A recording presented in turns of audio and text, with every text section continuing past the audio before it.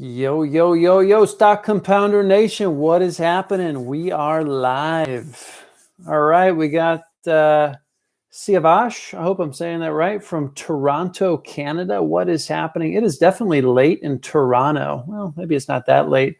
Maybe 10 p.m., 11 p.m. at the latest. Thanks for being here, Siavash. Question, what other sites do you use when looking to evaluate companies, insider trading, financials, etc.? I like Ticker Terminal. Okay, Ticker Terminal is fantastic. It's free right now. They're probably going to be moving into some kind of freemium model in the near future, but hopefully they'll keep a lot of great features of the site free. So I like Ticker. For insider ownership, I like just going to the sec.gov website, looking up the most recent proxy to the annual report. Def 14A, I think is what that particular report is called. You can just go down to find the 5% beneficial owners and kind of what the management and board of directors own as well. So usually at the bottom of that table, you can find, all of the kind of management team and board of directors, what they own collectively. So that's where I get my insider ownership number from. Yeah, those are a couple great resources that are free, at least for now. Ryan, glad you're getting energy from these live streams. Fun stuff. Absolutely. It's a lot of fun. Much more energy than when I just record in front of my camera. It's great to interact with all of you in real time. Let's do a few more from the live chat, and then I'm going to jump into the community post. I got to like one question from the community post in the last Q&A live stream, so hoping to dive into that a little bit more. What investment, this is from Timothy. Yo, what's up, Timothy? What investment biases are you aware of for yourself? Whew. That's a scary thing to look at. And how does your awareness of these biases affect your investment decisions moving forward? Yeah, it's a great question. I think knowing oneself, especially in terms of psychological misjudgments, biases, it's probably the easiest place to get an edge in investing, to really be able to look squarely at yourself and see what biases you're operating from. And hopefully over time, the more you see that, the more, you can mitigate the effects of those biases in your investment portfolio. One that I just saw yesterday, which I've seen before, it's not like it's new, price anchoring. Okay, so when I buy into a company, say for Seritage growth properties, right? That's what we were talking about yesterday. I buy in around $10 a share, okay?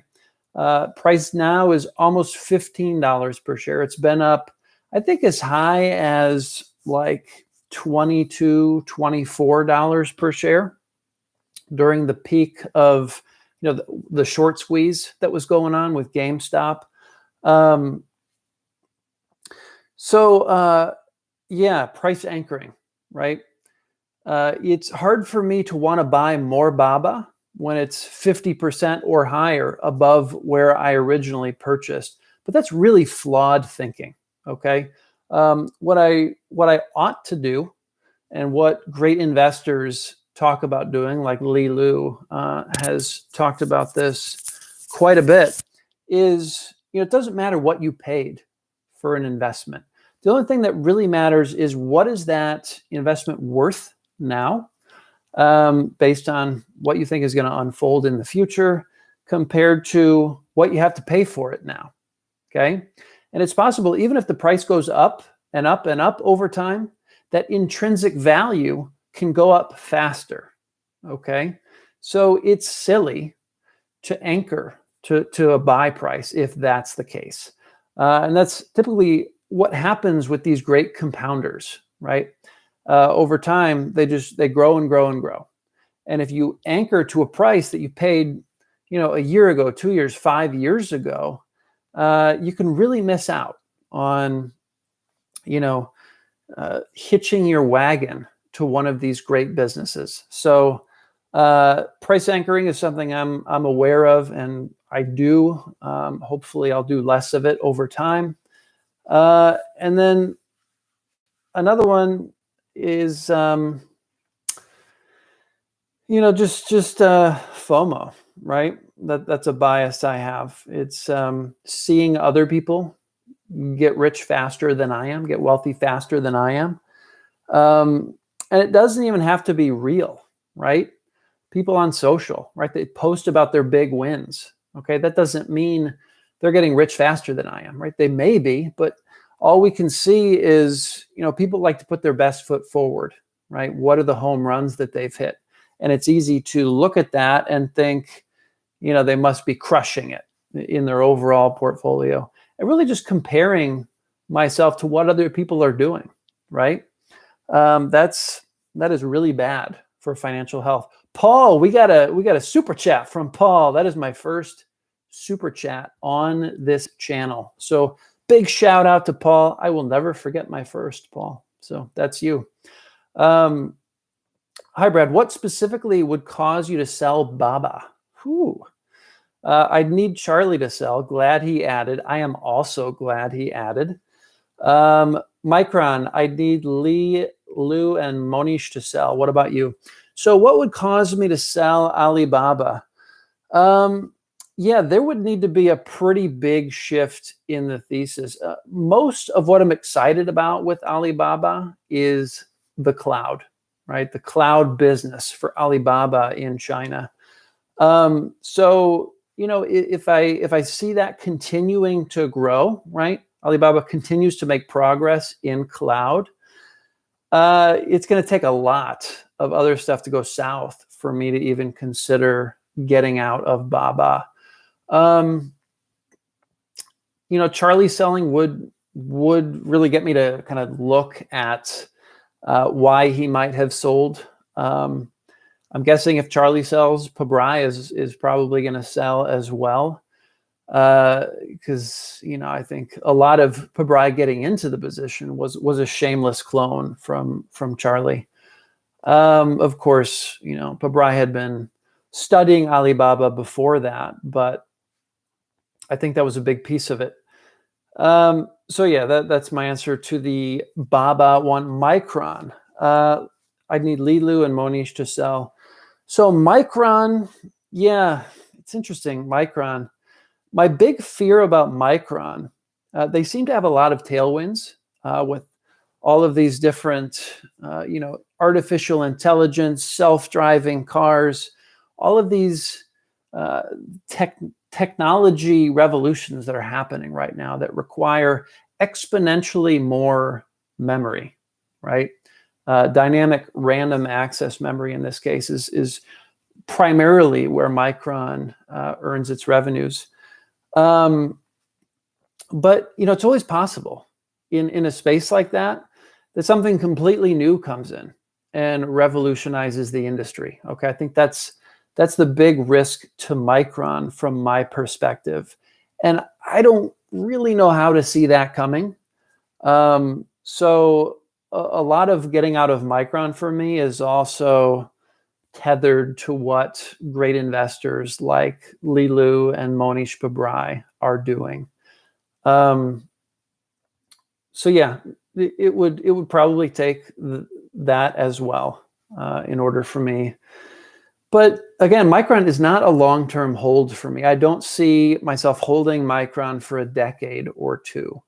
It's already, 75, 80 billion in market cap. I'd really like to have kind of the smaller companies in my portfolio because there's potentially a lot more room for growth there, a lot longer runway. So obviously, Micron has some things going for it in terms of moat around just how much money it takes to get in to that business, that industry, producing memory chips, and just the intellectual property that goes into getting up to speed, producing DRAM and NAND.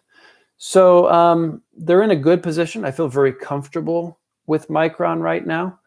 But it's not one of these buy and forget type bets that I'm really looking for. I'd love to have all of those types of bets in the portfolio. So yeah, Paul, we're basically on the same page. So thanks for that question and the super chat, my friend.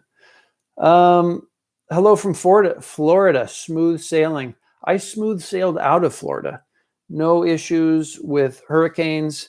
Had some fun golfing there in Longboat Key, which is very close to Sarasota, for those of you who are familiar with Florida. But the biting flies this time of year. It's hot this time of year. I've never been to Florida in late summer. It's just not, usually I go to Florida to get away from Wisconsin, where I grew up. So it was kind of awkward being hot in Florida, and the biting flies probably won't go back in September anytime soon. But next April or May, I'm very excited to revisit Sarasota. Can you have a look at DigitalOcean? So DigitalOcean has come up, Max, DOCN. I haven't really looked at it. I'm not going to do that now, but maybe I'll have a look at it at some point. Maybe let me know, Max, what is your elevator pitch on DigitalOcean? Why are you intrigued by it? We got Damus Lowe. Brad, Hamish recently got into Asus. I didn't realize that. I didn't know Hamish Hodder got into Asus. What's your view on the main risks of investing in Asus? Apparently, at least in SG, their products doesn't seem to be cheaper. So I really haven't scratched much of the surface with Asus. It's in the fashion industry, which I know nothing about, right? I have 5 shirts that I just rotate through. So I'm wearing sweatpants right now. You guys can't see that because, the nature of what we're doing here. But fashion ain't my thing. Obviously, any of you who have followed Asus ever since hearing that Nick Sleep bought into it through Iggy Foundation, seems to be at a compelling price point right now, right? It's about as low as it's been on a number of valuation metrics since Nick Sleep bought. So could be interesting to look at. It's just not a business that I'm interested in owning, right? I really like to be interested in the industry of investments that I hold. That's just not the case with Asus. So, but it could be interesting. Smooth sailing. Happy troubled finding a good stock to buy besides Baba. I'm happy troubled finding a good stock to buy. From my perspective, that's fine, right? I mean, if I can find 1 or 2 compelling investment ideas a year, I'm happy, right? So, I mean, that's my level of conviction. That's what I'm comfortable with, owning about 5 high conviction bets. May not be true for you, but some other ones you might look at. Other than Baba, I would take a look at Prosus. If you haven't looked at Seritage Growth Properties, take a look at that one. Anything else? Daily Journal. You might take a peek at Daily Journal. Look at what Matt Peterson has put out about Daily Journal. Those are a few you might dig into if you're really wanting to pull the trigger on something other than Alibaba. But I would, I'd recommend being patient. We don't have to swing at the fat pitch more than once or twice a year, at least if you're taking a similar approach that I am. Dwight, tuning in late from New York City. Awesome. Yeah, it's 11, almost 11:30 p.m. in New York City right now. Appreciate all you do. Thank you, Dwight. I appreciate you being here and tuning in this late just to join us with the live stream festivities. After dinner investor, what's up, Stock Compounder? Yeah, Stock Compounder Brad here. After dinner investor, always fun to see you. Message retracted. I wonder if there were some profanities delivered from After Dinner Investor. Perhaps there was some alcohol with the dinner tonight. Life of Badminton. Wow, that is a username. Life of Badminton. For the long term, are you using any indicator for the entry? I mean, technical analysis indicators. I do not use technical analysis indicators. I used to be pretty judgmental about technical analysis. I've kind of eased off on that a little bit. But I haven't learned much about it. I don't think I have any ability to generate superior returns by incorporating technical analysis. The whole idea, my understanding of technical analysis, is that you can predict something about the future based on what the price action has been for a company in the past. And I don't believe that. So seems like maybe some investors have figured out how to use that to their advantage, technical analysis. It's not my game. It's actually not really something that I'm interested in. So Paul, again, big shout out, my friend. After dinner investor. You are an inspiration, an investing giant. Ooh, he's buttering me up for something here. Question, you seem to have an amazing temperament for value investing, big bets, long-term outlook, etc. This come natural, or do you have to work hard at it? Yeah, that's an interesting question. Big bets, long-term outlook. I think it's not natural, I wouldn't say. But, there's a quote, I think it was Buffett or Ben Graham or somebody who said, with value investing, you either take to it right away, like it just makes sense, buying $1 for 50 cents, or getting into one of these long-term compounders and forgetting about it for a decade or two. It made sense pretty quickly to me, I think. I didn't have to work all that hard at it. Now, it doesn't come easy because there's always that, well, not always, but for me, there's this belief that the harder I work, the more I do, right? The more activity I have, the faster I'm going to get somewhere. Okay. And that just does not apply to investing, at least the way that I approach investing. Typically, the more activity I have in my portfolio, the less money I make, right? So it's something that has taken a while for me to really digest, to just try to do a couple of things each year that I feel pretty confident in, and then just learn, step back and learn. Really spend my time learning from other great investors, trying to understand industries and businesses within those industries. Take 3 to 6 months to really understand a business, rather than just going just below the surface on dozens of companies. Okay, I think it's so valuable to go deep and really spend time learning what you're curious about. Right within the realm of investing, there's so much to learn. What are those curiosity points?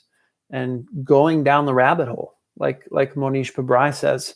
I forget if it was the 1% show or what it was, but he talked about how Pabrai is different in that most people, they like to kind of stay on the surface, scratch the surface. Oh, I'm curious about this. Let's see what this is about.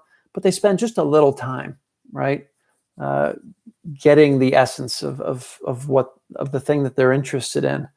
Whereas Pabrai, he's like a pit bull, right? Something comes along that he's curious about, that he's interested in, he will sink his teeth into it, and he will go down that rabbit hole. I know I mixed two analogies up right there that didn't make any sense, but he will go to the end of the rabbit hole before he'll continue walking to go down the next rabbit hole.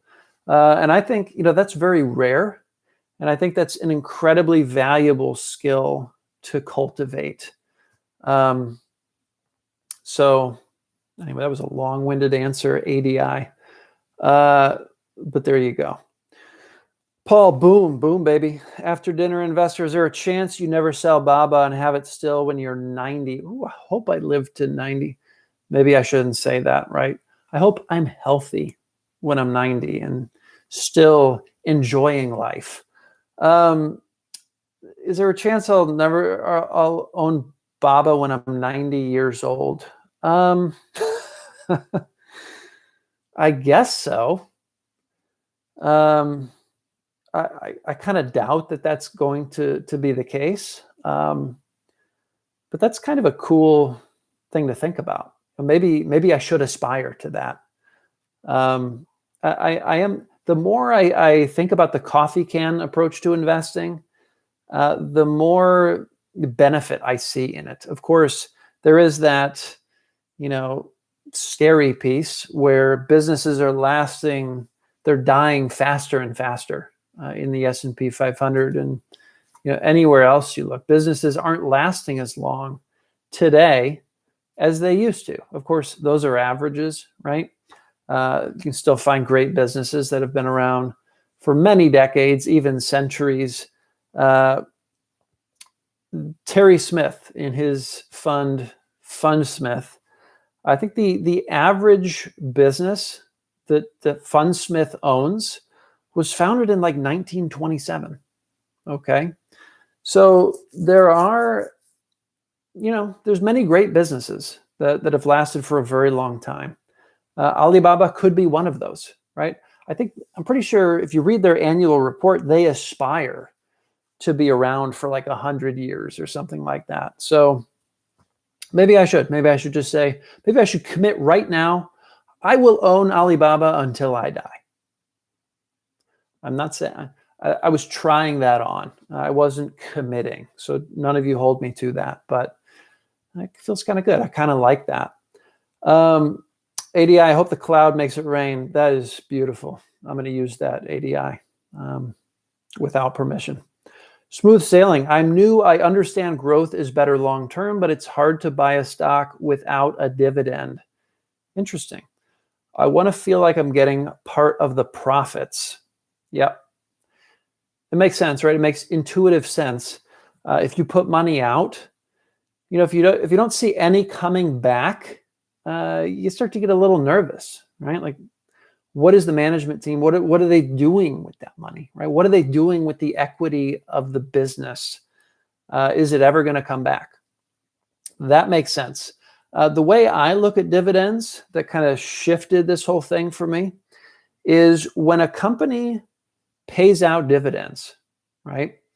That money is taxed at the corporate level from the company that's issuing the dividends.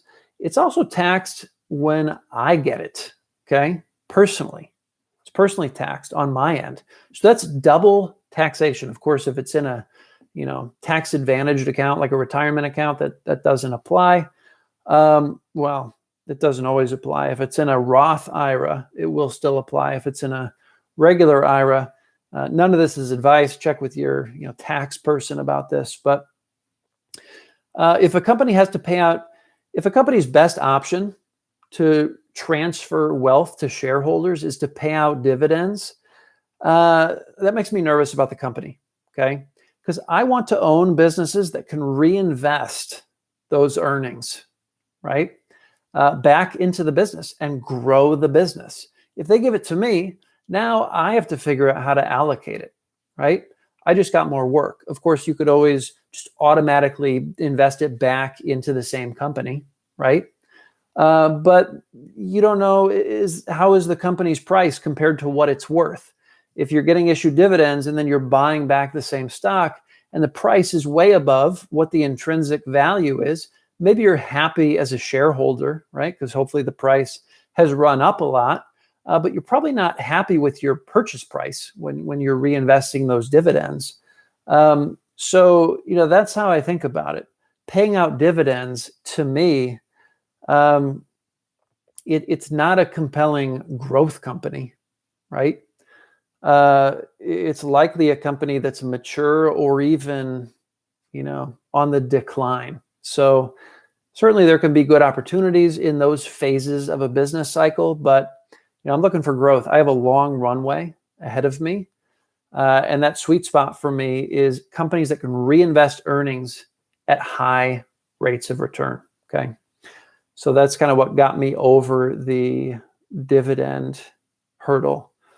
But we each got to make our own decisions about that. If you really need to see those dividends coming back, I'm sure there's still great long-term opportunities for you to find in the stock market that fit that framework. But I would challenge you just to really look at that. Like, what does it mean that this company is paying back X amount in dividends each year, as opposed to doing something else with it? Like using it to grow the business, using it to buy back stock, using it to make acquisitions. There's a number of things that businesses can do with those earnings. Are dividends the highest use of that? Allie, hi Brad. I got later in Invest, and I like your excellent explanation. I'm catching up with your old videos. Awesome. Don't go too far back. Okay. Some of those early videos are cringeworthy. Okay, I look like a bloody hippie. Not that there's anything wrong with being a hippie. I'm mostly a hippie on the inside, but I'm opening up to capitalism. So it's interesting to be straddling those worlds. But yeah, hope you enjoy, Allie. James, hello, James. Paul, thanks for the thorough answer. I hope you got your $5 worth, Paul. Henry, hey Brad, from my car in Adelaide. Ooh, Henry in Australia, tuning in from his car. That is dedication. I love it, Henry. Thanks for being here. Max, main these. Cool, Max. You think Geo is still a buy at 850? So Geo.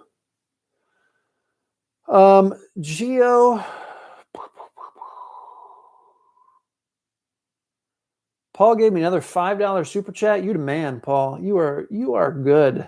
Wow. Geo. I think Geo is the company that Michael Burry bought recently. It's like a private prison company. Let me just check. Let me check. My son would say Leo check. First fully integrated equity real estate investment trust. I love how they word this, guys. It is so good. They do not want to call themselves a private prison company. First fully integrated equity real estate investment trust specializing in the design, financing, development, and operation of secure facilities, processing centers, and community reentry centers in the US, Australia, South Africa, UK. That kind of gives me a warm and fuzzy feeling. The way they worded that, it just makes me feel good about this business. Perhaps slightly misleading. Who am I to judge? So yeah, I have no interest in this company. I don't know if we should go into this here. Maybe we should. I have a big issue with how the prison system operates in the US. I won't say anymore, but I have no interest in being a part of that smooth sailing. And again, no judgment if you're into it. I think we all got to make our own decisions about, what businesses we're a part of, what businesses we hitch our wagons to. Christian from California, love the channel. Awesome. Christian, where in California are you from? I am in Oakland right now, in the San Francisco Bay Area, East Bay. Hello, and thank you for all the wisdom you have shared with us. I have a substantial investment in Baba, but I also really like the look of some Chinese smaller caps like VIPs. But the double China risk makes things hard. Yeah, honestly, I don't want to be too exposed to China. I'm exposed through Alibaba, obviously. I'm also exposed through Prosus, which, most of Prosus is made up of Tencent. So I don't want too much exposure to China because I'm so detached from what's happening with the CCP in China. There's just so much I don't know. So in order to manage that uncertainty, I don't want to have too much exposure there. But I'm digging a little bit into Greentown Management, which is a small cap in China in the real estate development area. Obviously, that's getting hit right now because of what's happening with Evergrande, but could be interesting. I really got that idea from Andrew Rosenblum of Bonsai Partners and kind of working through his investment thesis for the company. So check that out if you guys are interested in small caps in China that may have some decent tailwinds. Don't know anything about VIPs. But thank you for the comments. St. Louis here. John from St. Louis. Awesome, John. Thanks for tuning in. Let's see. You are very helpful. Thanks for all your content. Absolutely. It's very fun to just get all of your feedback, right? It's really, this channel for me is an incredible learning opportunity, okay? Because when I have to share publicly through video format what I think I know about something, right? I dig into some area in investing, decide, okay, I'm going to put this out. I quickly learn how much I don't know, okay? And getting feedback from you guys in the comments, on Punch Card, in my Twitter, it's exponential learning as compared to if I was just trying to do this on my own. So very grateful for all of you. It's not just me here. Okay, this is a community. It's becoming a more and more robust community. So it wouldn't be possible without each and every one of you. John, with all the money printing, have you considered gold or silver? I have not considered gold or silver. I think gold or silver probably make a lot of sense if you're in like a wealth preservation mode. I am not in wealth preservation mode. I am in wealth growth mode. So, yeah, if I were retired or something like that, I didn't have any income coming in, and I wanted to preserve a certain amount of my wealth, probably what I would do is I would take physical ownership of gold and silver coins. I've done some research on this in the past, but that's probably what I would do. I think that's your best bet if shit hits the fan, right? To have physical possession of that gold or silver. But we won't go down some kind of Armageddon train of thought right now. Life of Badman, thanks for the answer. Absolutely, thanks for the question. Shadow Supra. If Shiba goes up 50x, I'm getting myself surgery for a 10-incher. Whew, wow. Shadow Supra, that is saucy. Thank you. Damus Low, I mean Singapore in terms of SG. Singapore, okay. Max, DOCN main thesis, long-term stock compounder, no debt, generates free cash flow, good industry, cloud computing. Main concern is not an expert in cloud computing. Yeah, there's probably few experts in cloud computing. Could be outside your circle of competence. Yeah, so my first question with DOCN, what great investor do you know who owns DOCN? That's really top of funnel for me. And it really makes my job so much easier. If I'm only looking at companies that have been pre-filtered by great investors putting down their own money, their clients' money on these ideas, it saves me a lot of pain. So that's my first question. Who owns DOCN that you respect?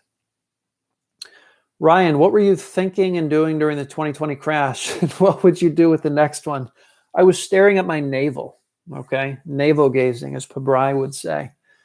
I was thinking, this thing's going to keep going, okay? And I'm just going to wait. I'm going to wait until there is blood in the streets, right? There are lines at the soup kitchens. This is, yeah. I like to call myself rational. Clearly, I still have some irrational thoughts from time to time. What would I do with the next one? Yeah, I would figure out what companies I really wanted to own. There were two on my list during the last crash, 2020, March 2020, Uber and Facebook. Clearly compelling buy opportunities, okay? I had price targets on those, significantly below my price target at the bottom in 2020. But I just watched. And quickly just took off. So I missed those. So with the next one, I will be more disciplined, okay? I will know at what price point I want to get into these companies. Maybe I won't go all in right away. Maybe I'll put, a quarter of my allocation at a certain price. And as it drops, maybe 10% more and more, maybe I'll keep adding in. I don't know exactly, but I'm hoping I'll be a bit more rational when the next one hits. Vinay, can you define going deep into a business and what does that look like? Yeah, for me, what that looks like is who in my network has done work on this business. Okay, that's the starting point for me. Is who on Twitter? I'll just type a ticker in Twitter and I can search by people that I follow, and look at latest. What were the most recent content around that ticker. So read all of the write-ups from other investors that I respect on that business. And reading those, questions will come up, right? So I can write those questions down. Where do I want to learn more about this business? And then I can go into the annual report. I can listen to earnings calls, presentations from management. I really try to get the answers to those questions. So that's sort of my process for going deep into a business. ADI, after dinner investor, does Prosus have another 100 bagger in their portfolio besides Tencent? It's a great question. I don't know. The beautiful thing about Prosus and Tencent, right? Because if you're buying Prosus, you're mostly exposed to Tencent. So Tencent has this incredible VC portfolio, right? And then Prosus has a very solid VC portfolio, okay? So you've got all of these potential 100 baggers in both of those. So I don't know which one. I couldn't identify which one it's going to be, but I think there's a very good chance that they're in there, okay? That's a big part of the thesis for me around being in Prosus and thereby being exposed to Tencent. Is it like Seritage, where a handful of their investments represent all of the value? I would say yes, but I couldn't tell you which ones they are. Okay, so you've got all of this upside optionality, right? But I don't know where it is in Prosus and Tencent. With Seritage, you kind of know where it is, right? They have 5, 6, 7, maybe 8 premier locations with Seritage. We all know what those are, right? They talk about those in the annual reports. So it's different in that way, which is a substantial way that it's different. Would you travel and meet management if you had the time and resources? No, I would not travel and meet management. The way people get to become management level in these public companies, they are very good with people. They're very good at selling, right? Very good at schmoozing. They know how to get people to like them. They know how to get people to trust them. That is not the kind of person I want to be talking to when I'm trying to make investment decisions, okay? Not only that, these people who are very good at influencing others, they know the most about that business of anyone in the world, okay? So they have a huge information edge and they have the schmoozing skills, right? The sales skills.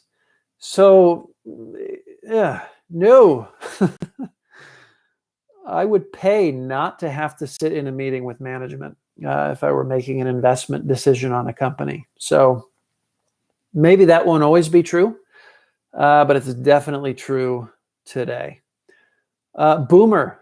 Okay, Boomer. Hello, Brad from Vancouver. Hey, Boomer. Good to have you here. Thanks for the wave. I wonder if you have thoughts on using enterprise value like Burry, Toby Carlisle. There seems to be a few businesses almost selling for zero based on their cash in the bank. Do you dislike those sorts? Yeah, I think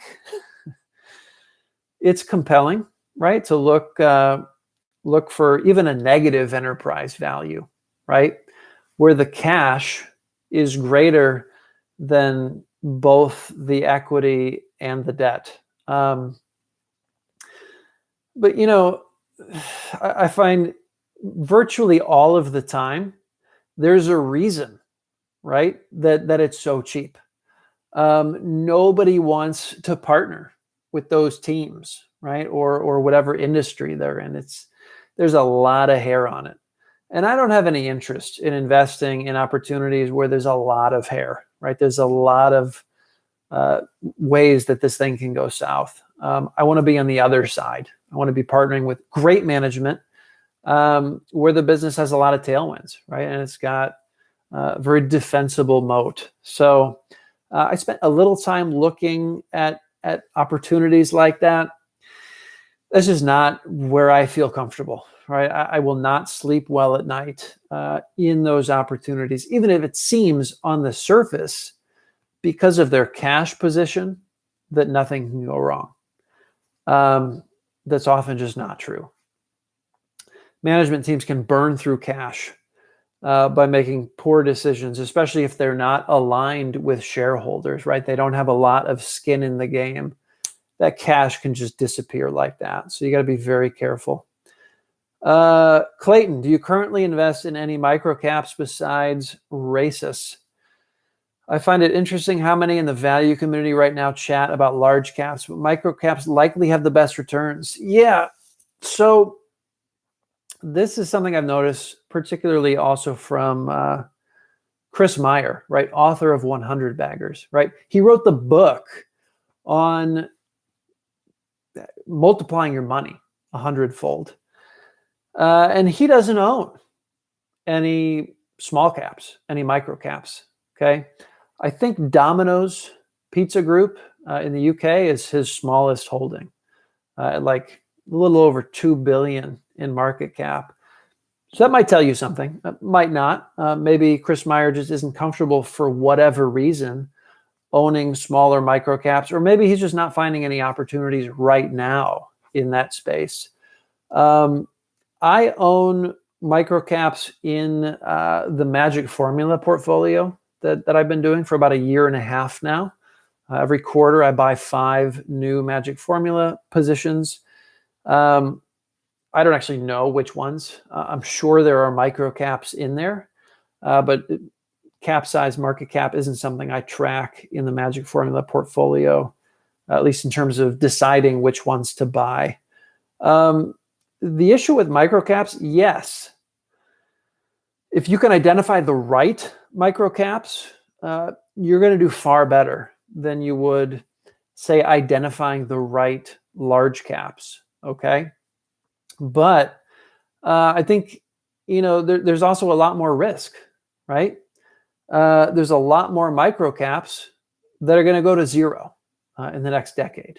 So that's the challenge about microcaps.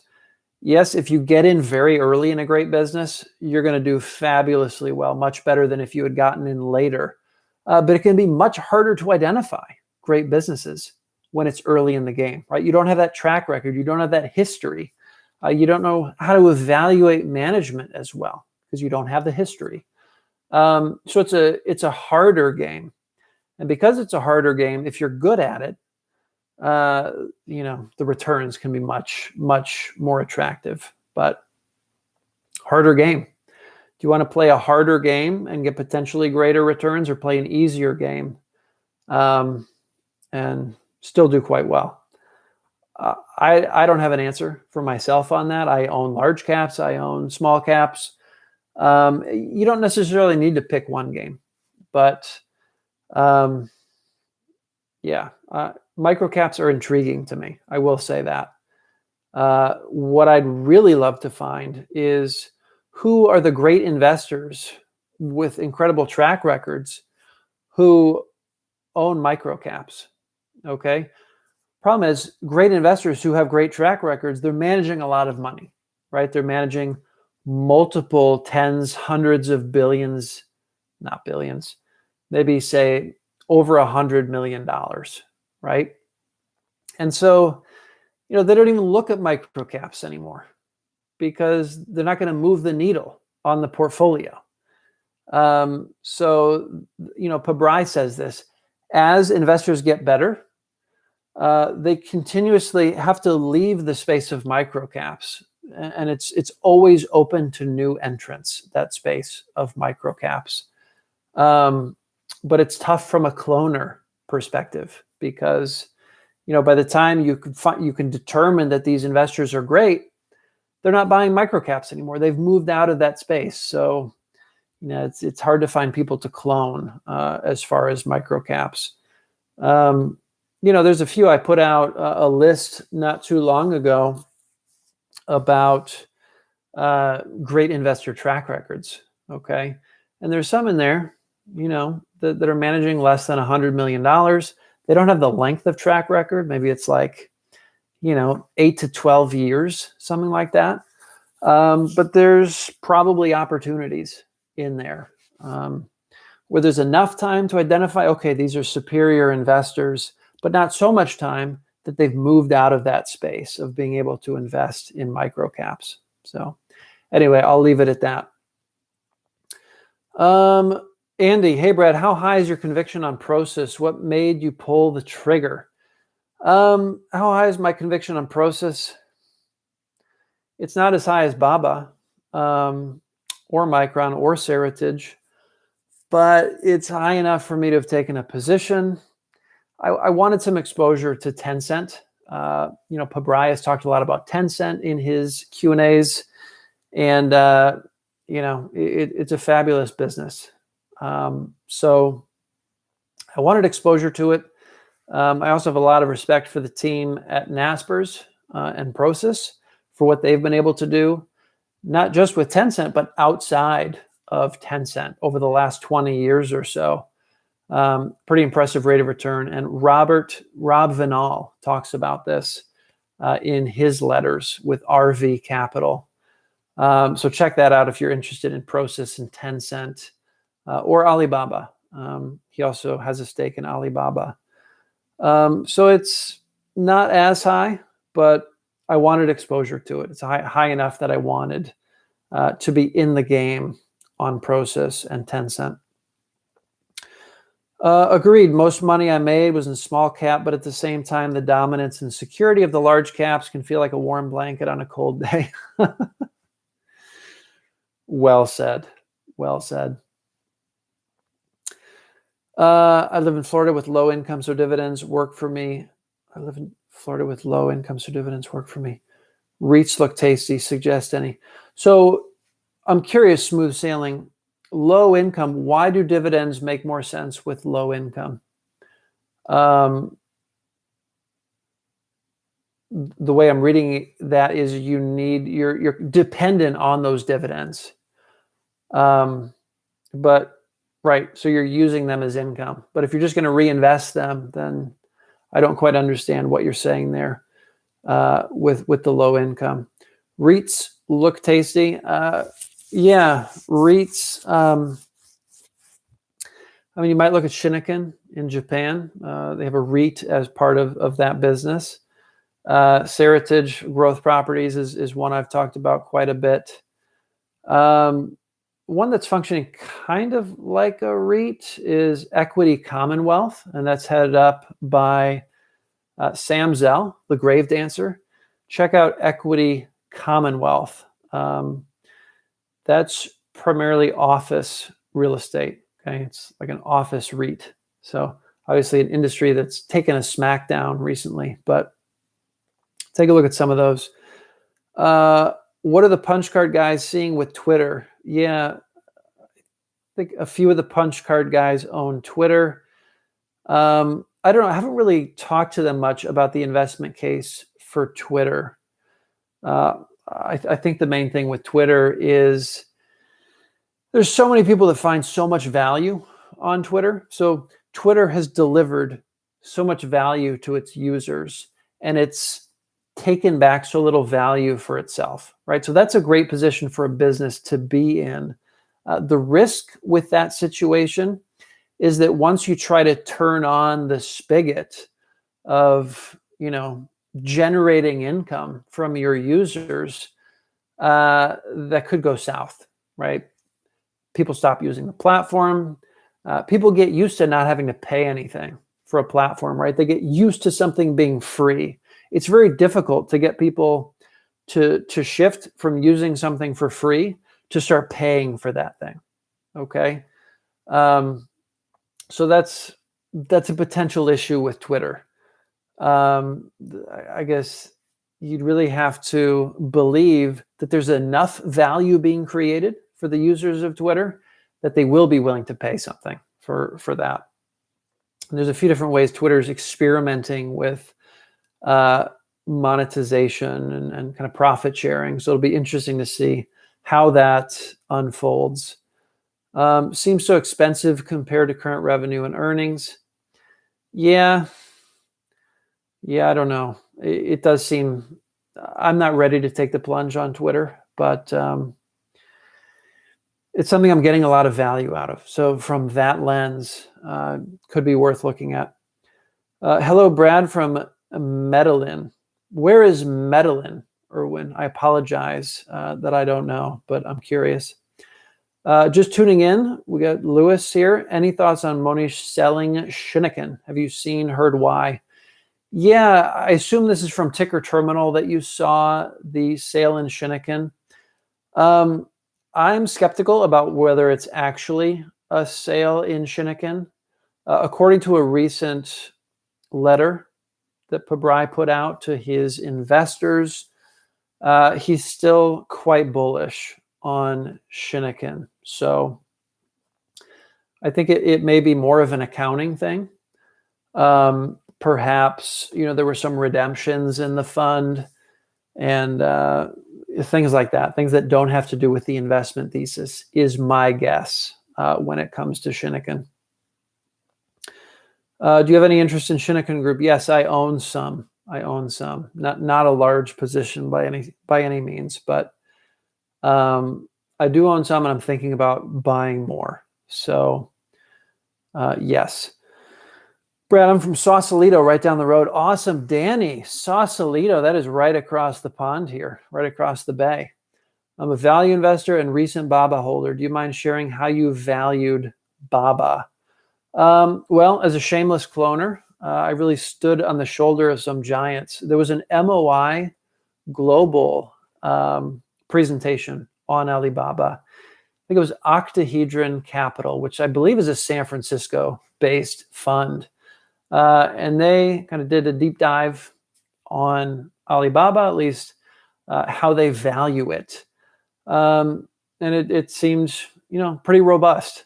And a big part of that thesis for them is cloud.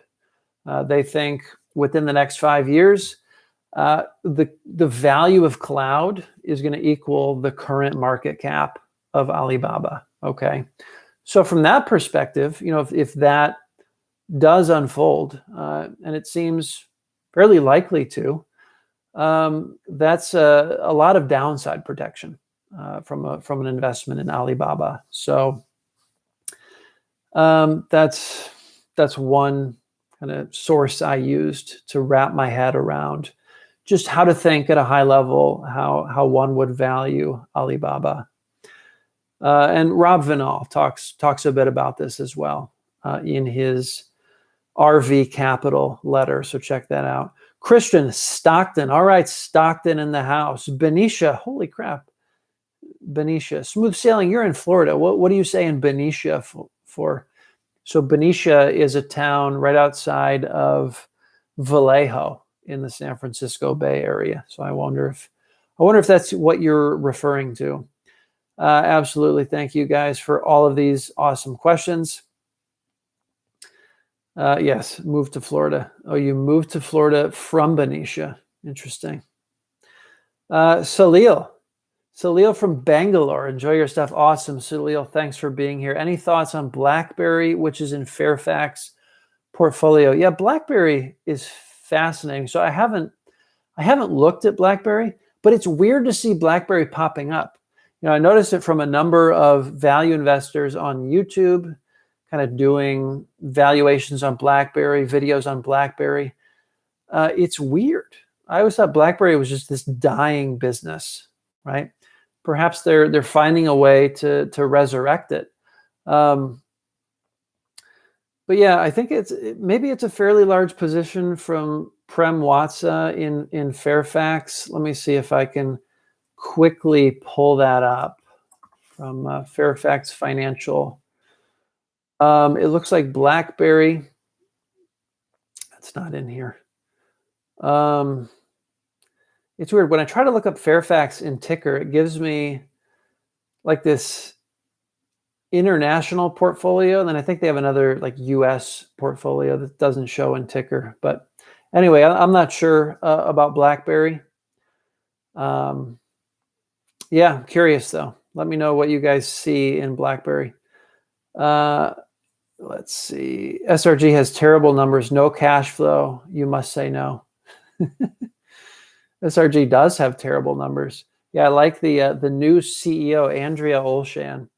She said, if you're looking for cash flow, we're not your gals, right? Yeah, SRG, it's not a 6-inch bar, as Phil Town would say. You've really got to understand what the properties are worth, and management's plan to really unlock the value of those properties through redevelopments.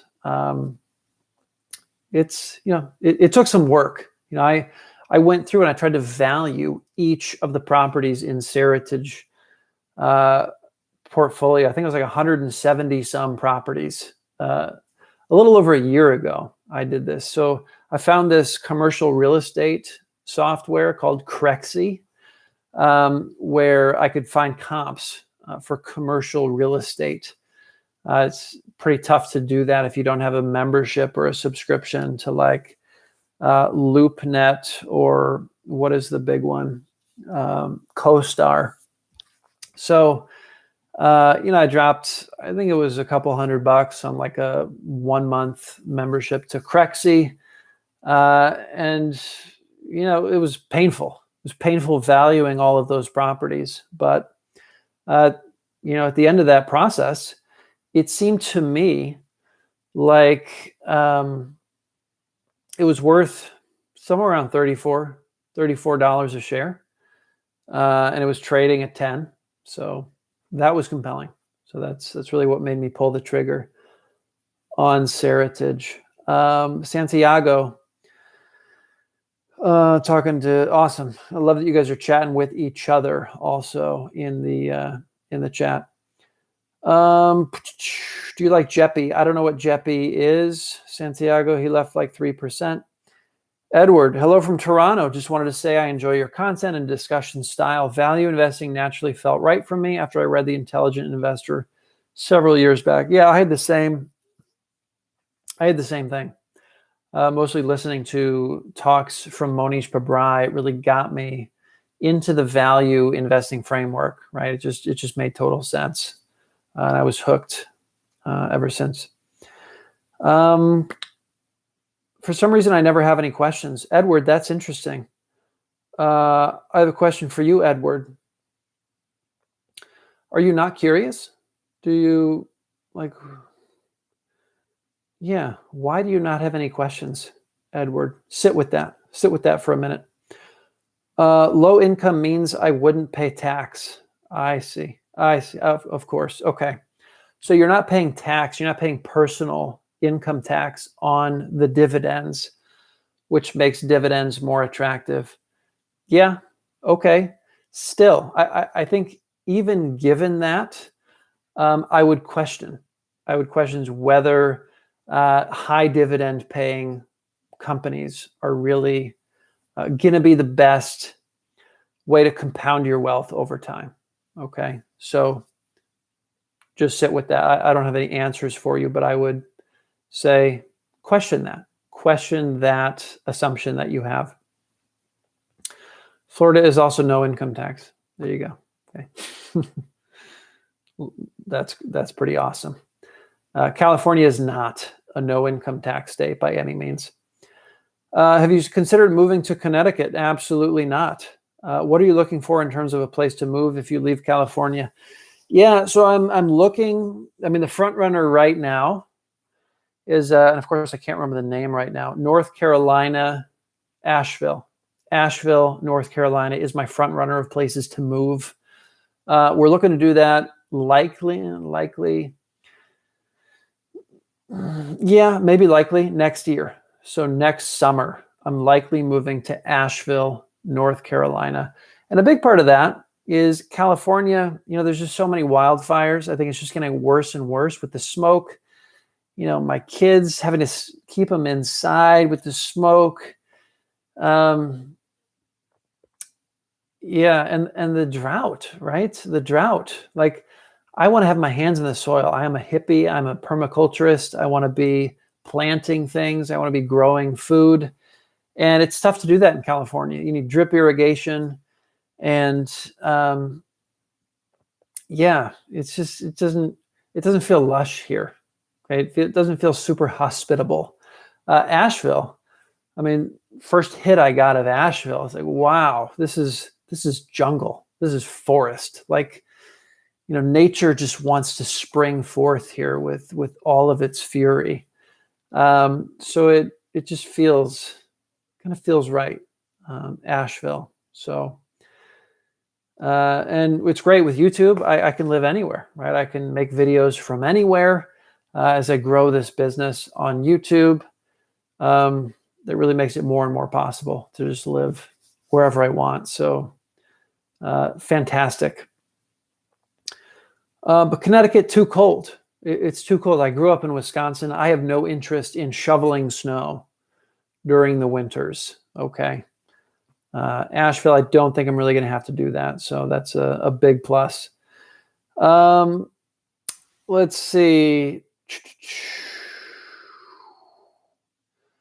Any idea of buying nice holdings? Yeah, nice holdings. I don't think I can buy. I haven't found I shouldn't say that. I haven't found a way to buy in South Korea yet. I'm pretty sure I can't do that through Fidelity or through Interactive Brokers in the US or through TD Ameritrade. Certainly not on Robinhood. So I just don't know how to get access to Korea at the moment. But nice holdings looks intriguing. Okay. I would be going deep on that one if I could figure out how to buy it. Let's see. Sorry, Madeline Columbia. Thank you for your channel and your videos about Open Insider. Yeah, awesome. Awesome from Columbia. Erwin, glad to have you here. Joined from Ireland, James. James, good to have you. Love it. That's terrible. I'm sorry, James. I shouldn't have done that to you. 5 a.m. Wow, James. Early bird gets the worm. Why are you up at 5 a.m.? Is it because you have kids and they woke you up and you figured out, I'll just go on YouTube, see if Stock Compounder is talking? Curious. Maybe you're one of these hustlers, right? Get up at 5 a.m., work out for an hour, and then you're ready to go. I don't know. I'm curious to hear from you, James.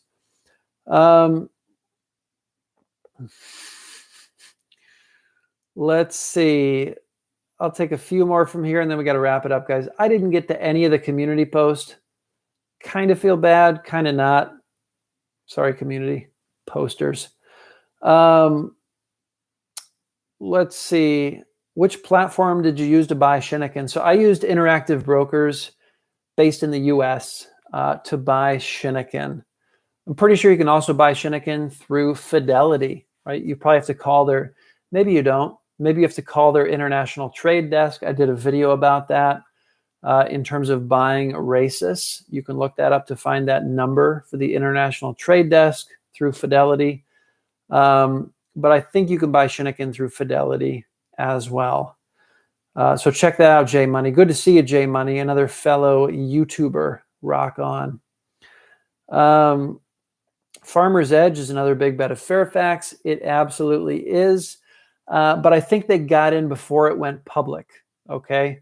So be careful when you guys are looking at what super investors own. It's important to know, or to at least have a sense of what price they bought in. And if they bought in before it was public, they could have gotten a much better price than it's been ever since it's been public. So keep that in mind. Let's see. Favorite investing book to date. Whew, favorite investing book to date. Hard question. I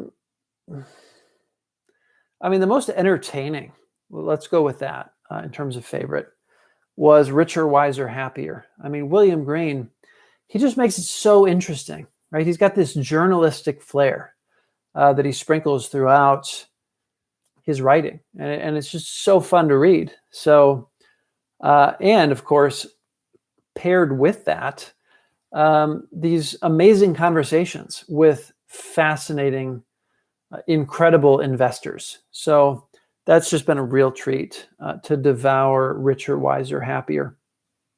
Definitely favorite investing book of the year. I'll punt favorite investing book of all time. What is your question for yourself tonight, Brad? What is my question for myself? So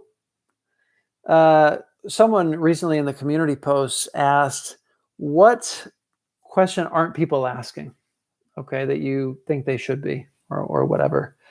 A question that I think would be interesting is, how was I going to frame it?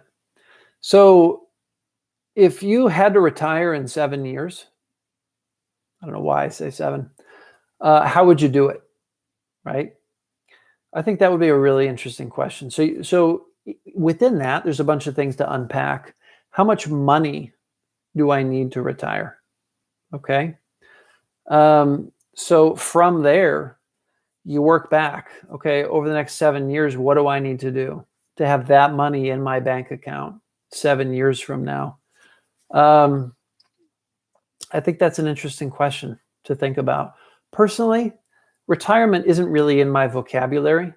I think people start to kind of go downhill after they retire. Work, especially, as long as you love what you do, if you like what you do, I think work can really keep us driven, right? Get up, go, seize the day, get after it. I think a lot of people, when they retire, they're just kind of aimless, right? Doesn't have to be the case, right? You can find a great cause to get behind, like what a lot of great investors have done. Monish Pabrai, obviously not retired, but I imagine when he retires, he's just going to pour more energy into Dakshana Foundation. Same with Nick Sleep with Iggy Foundation, right? But retirement, I don't know, doesn't really resonate for me. So that was kind of a ramble, but that's something I've been pondering, and I kind of hope one of you would ask me at some point. Hi from Denmark, Brett.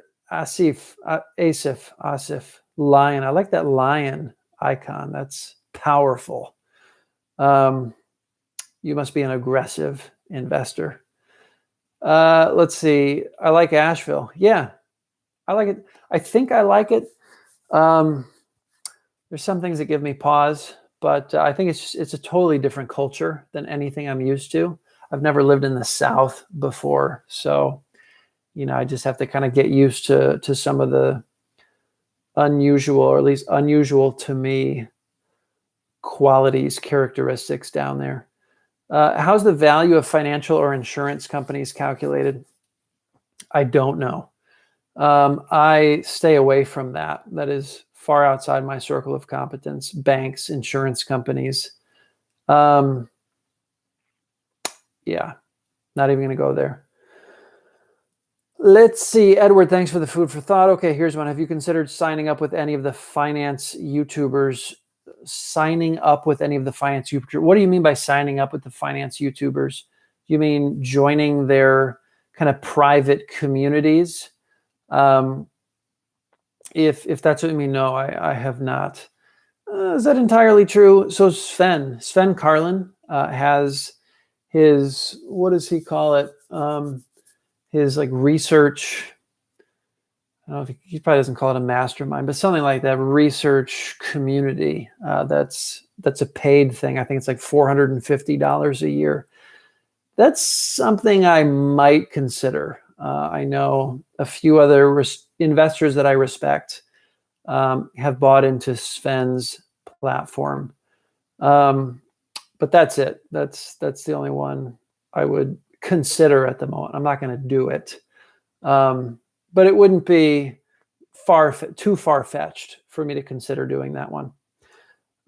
Since you've talked about being a permaculturist, ooh, look at that. Boomer, have you come across any companies that align with your lifestyle and life values that you think were of interest? Yeah. The big one that comes to mind is Whole Foods. I actually owned Whole Foods, I think in like 2016. And I sold it. I sold it before it was acquired by Amazon. And I'm kicking myself for that. But it's tough. I'm still trying to figure this out. How do I merge sort of these permaculture ethics that are important to me with investing? And I don't have answers to that. I think a lot of investing in like green investing, ESG investing, the returns just aren't there. Okay. You look at these funds, these mutual funds that are like, green or socially responsible, right? You really have to sacrifice performance in order to get into some of these things. And I don't think that needs to be the case. Okay. And I do see, at some point in my future, being able to merge those worlds, kind of sustainability with investing, and having the skill set to identify, okay, here are 5 businesses. Let's say I'm still investing in 5 high conviction ideas where, I'm really proud of what these businesses are doing in the world, how they impact the world. And they're phenomenal businesses, right? And they're going to generate incredible returns over decades. Okay, so that's really the promised land for me, the holy grail. And I think I'll get there at some point. I am far from that at this point, but it's a goal. Thanks for the question, Boomer.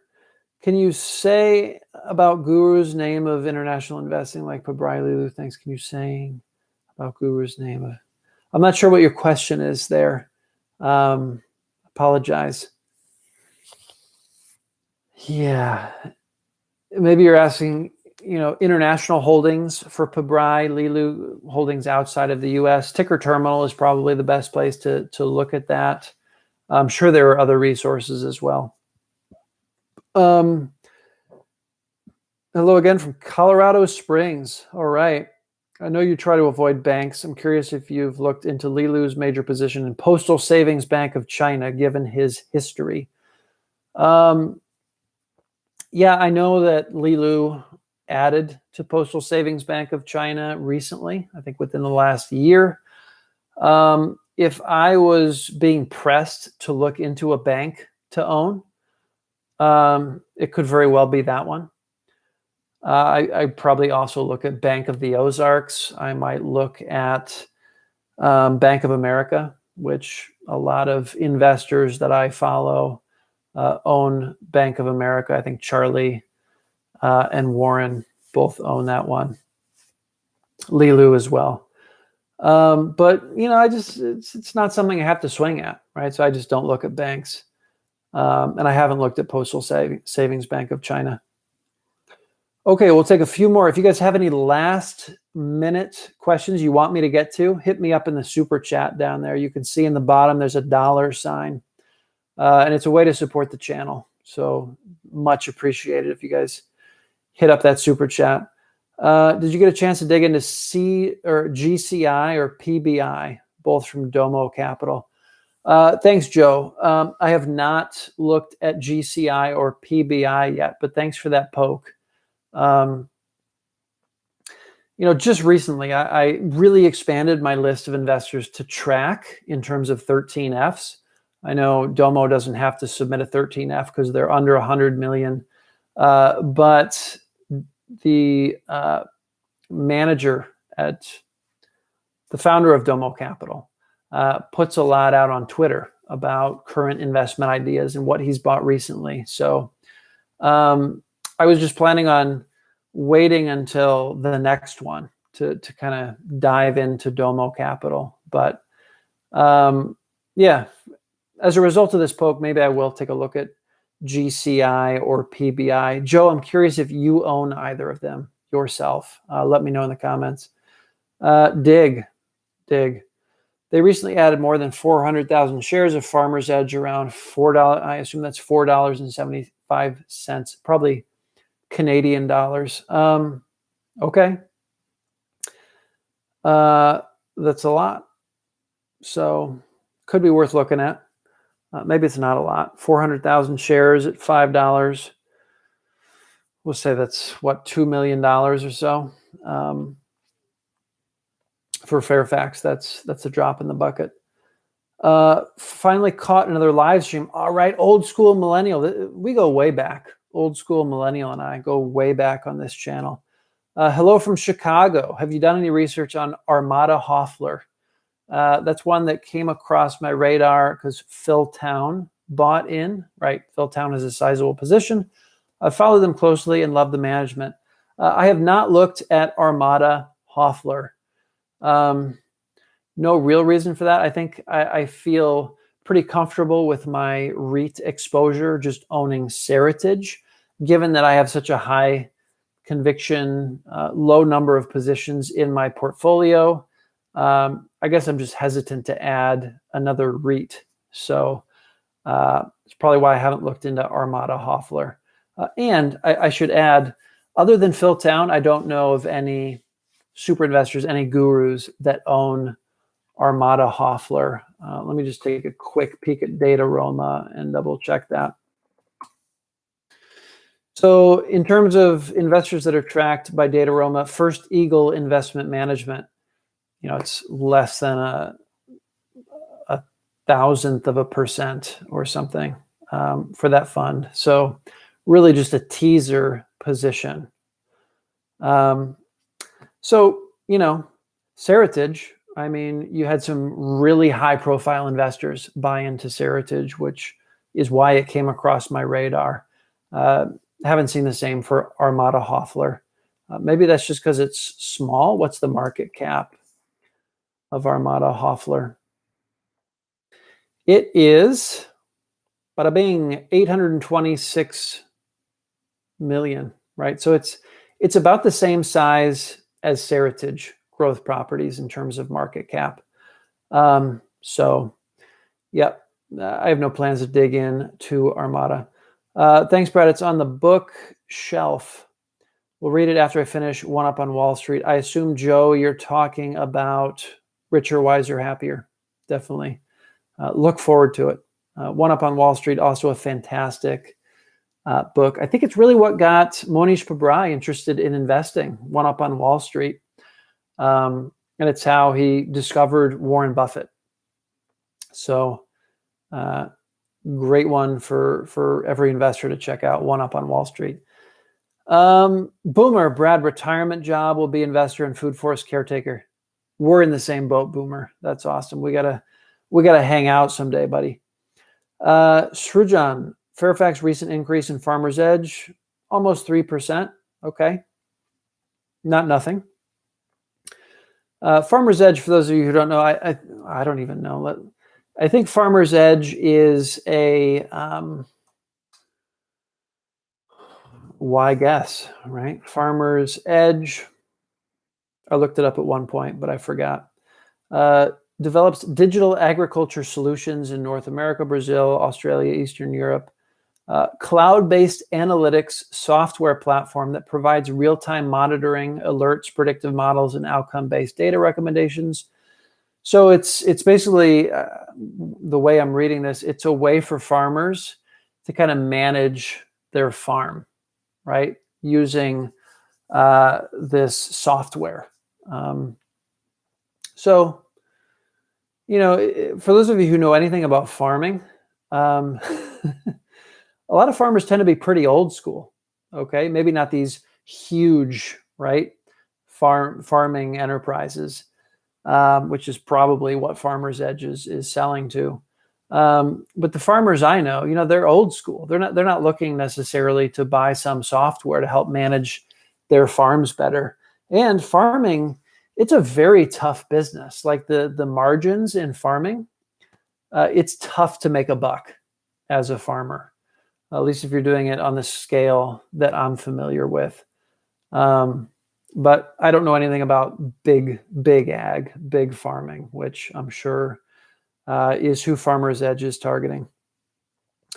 Mo, greetings from Beijing. Wow, awesome. So cool to have such an international community here. We can learn so much from each other. What's up with Asus? Nick Sleepstock, that's what down? I'm not very familiar. Sorry if I'm wrong. Yeah, Asus seems like it's down a lot.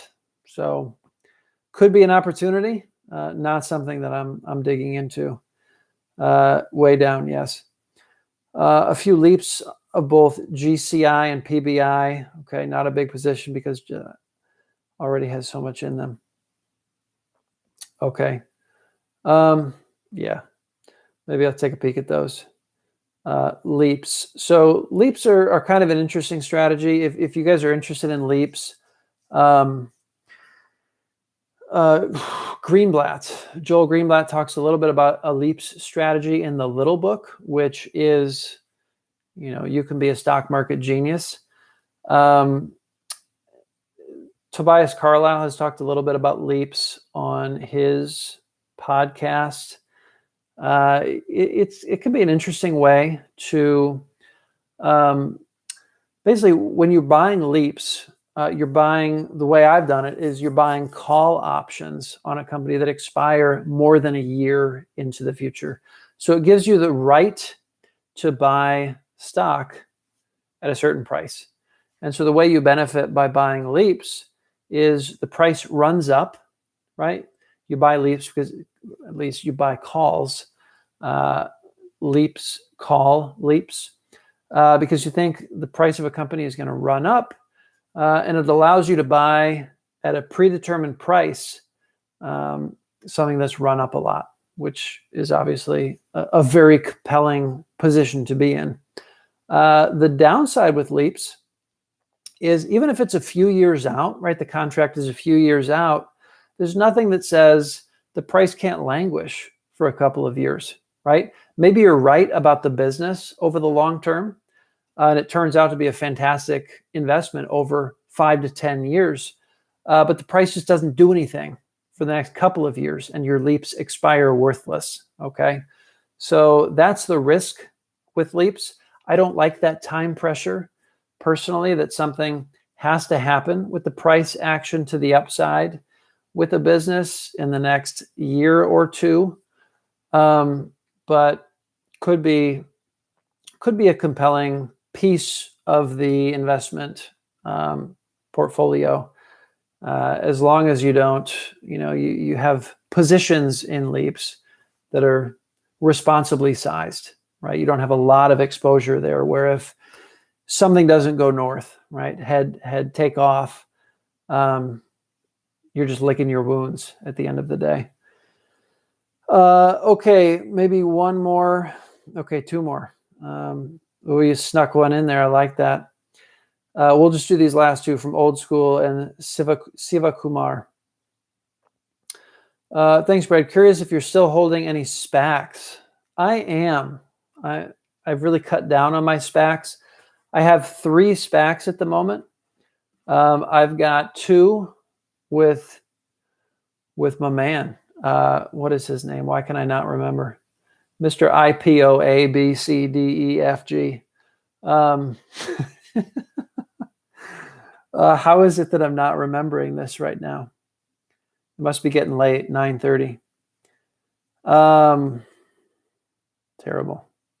So I've got IPO-D and IPO-F, right? Social capital. Down a bit on those. And the other one I have is well,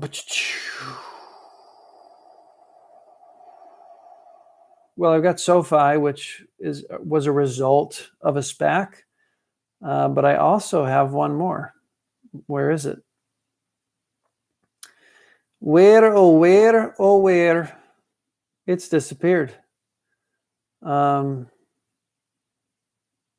I'm gonna have to get back to you on that one. But yeah, you know, I've kind of stepped back from the whole SPACs realm. I was never in Dragoneer. In terms of parking cash in SPACs, you know, what I realized dealing with the whole SPAC thing is it was getting me too short-term focused, okay? So when you're in a SPAC, like you're constantly checking, hey, has a deal been announced? And it really shrinks, it makes me more active, right? And I don't want to do things in my portfolio that encourage me to be more active, okay? I want to do things, yeah, Chamath, of course. Chamath Polyhapatia.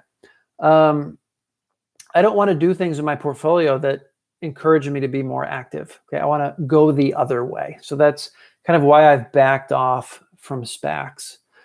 Last one, Monish has averaged 12% compound annual growth rate over the last 20 years. Not sure if this is before tax or after, whereas S&P has given 9% compound annual growth rate for the same period. Do you think it is worth cloning for the 3% difference? Yeah, it's a great question. 3% is a lot, okay? If you're looking at decades, okay, which is hopefully is the time frame that most of you are looking at as investors, because that's really the magic of compounding over very long time frames. A 3% outperformance is huge when it comes to decades and decades of compounding. So absolutely, it's worth cloning for that 3% difference.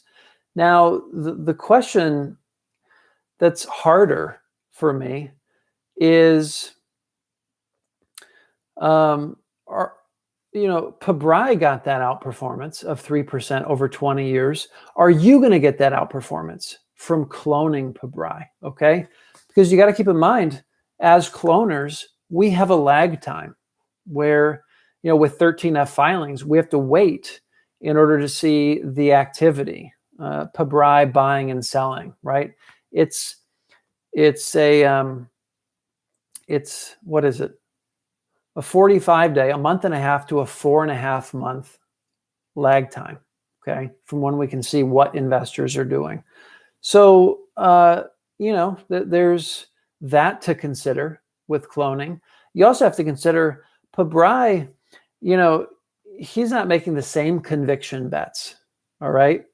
He put a lot more into something like Fiat Chrysler than he's put into some of his investments that haven't worked out, okay?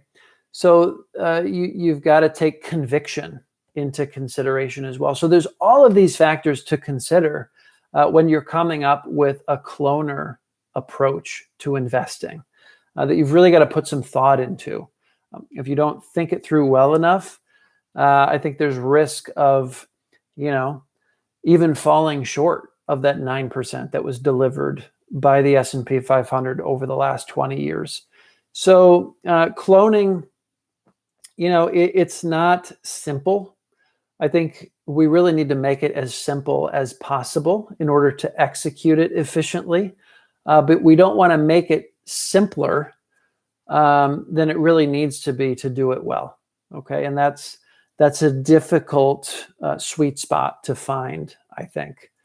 One that I'm still working on honing. So definitely think it's worth it for a 3% outperformance, but it's not easy. Okay. Of course, you also have all of the psychological influences that come in as well. when you're implementing an approach like this versus just passively investing in an index like the S&P 500. So take that for what it's worth. It's a great question. It's something I think about quite a bit. So anyway, guys, I will leave it there. This was awesome. Thank you all 35 of you for being on right now. It's fantastic to have so many of you to engage with here in the live chat. And I'm going to be doing this again on Wednesday. Wednesday will be every Wednesday, 9 a.m. Pacific time here in California. And if I feel like I need more, I'll do it occasionally, probably on the weekends, on the evenings and the weekend. So thank you, KZ. Appreciate you. All right, guys.